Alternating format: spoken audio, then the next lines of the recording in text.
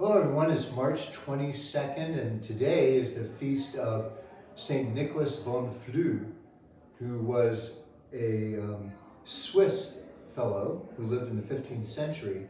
And there is no religious figure in the history of Switzerland that has given rise to so varied and voluminous a body of literature than St. Nicholas of Flue. His mother was a very faithful Christian who belonged to the Brotherhood of the Friends of God, is what they were called, or the Gottesfreunde. And these Friends of God were scattered over Germany, Switzerland, and the Netherlands in the 15th century, and they were drawn from both sexes and all classes. And this woman brought up her sons, Nicholas and Peter, to belong to the Friends of God, or the Gottesfreunde. Some of these Friends of God lived in their own families, some formed small communities, and a few retired from the world to lead the life of a hermit in silence and solitude following Christ. And they sought by their simplicity of life and their constant prayer to enter into specially close relationship with God. Hence, they called themselves the Friends of God. So now our saint today, Nicholas, whose mother had him and his brother brought up in belonging to the Gottesfreunde, the Friends of God, Nicholas was remarkable from his childhood for his piety and his love of peace and his sound judgment. So when he grew up, he was held in high esteem in his community. It caused him to be appointed magistrate and judge, where his clear-sighted wisdom in councils and meetings carried great weight. And he was repeatedly offered the post of governor, but he could never be inclined to accept it. He married a woman named Dorothea, and they were happily married, and they had 10 children. His eldest son became governor during Nicholas's lifetime, and his youngest child became a parish priest. And this is the testimony of his eldest son. He said, "My father always retired to rest at the same time as his children and servants. But every night I saw him get up again and heard him praying in his room until morning. Often, too, he would go in the silence of the night to the old church of St. Nicholas or to other holy places." And so Nicholas had many visions and revelations.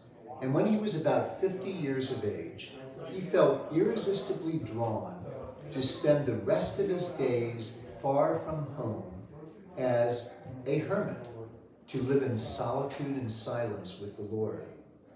And his wife Dorothea did not oppose him, for the Friends of God recognized such vocations as sent from on high.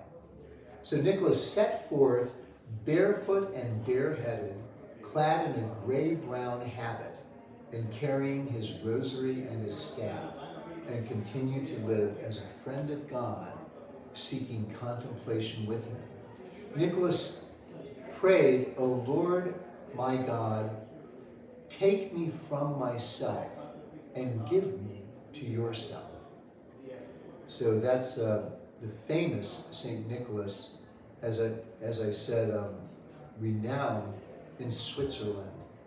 So much has been written about him, and greatly revered among the faithful in Switzerland. So today is, of course, the last Lenten Friday before Good Friday, which is next week, believe it or not. And today there is Soup with Love at 11:30, our last Soup with Love. There will be a fish fry tonight at 5:30, and Stations of the Cross at 7. Last time for all of these things in this Lenten season. Sunday is Passion Sunday, Saturday night and Sunday. So we will begin our liturgy outdoors, so please dress for the weather, whatever it's going to be. And then next week is the Holy Triduum. On Holy Thursday, our service will be at 7 p.m. And Good Friday, our service will be at 7 p.m. And the Great Easter Vigil on Saturday night will be at 8 p.m. And again, we will gather outside for the liturgy, so dress according to the weather. Easter Sunday morning masses will be at different times than usual. They will be at 9 a.m. and 11 a.m. on Easter Sunday morning. Also, too, remember that the following Sunday during the octave of Easter is the Daffodil Festival, April 6 and 7, and we're going to have a special Catholic booth at the Daffodil Festival. I'm going to be there throughout the entire Daffodil Festival pretty much, and just there to welcome people and as they come by to learn, check out some of the materials that we will have on the Catholic faith. And I don't want to be there alone, so we're asking for people to sign up for an hour or two to spend with me, 2 or 3 people. That'd be great. It would be nice to have our community represented as we welcome people who come to notice us. So sign up in the Commons area after Masses this weekend to join me at our Catholic booth during the Daffodil Festival, April 6 and 7. So have a blessed Holy Triduum.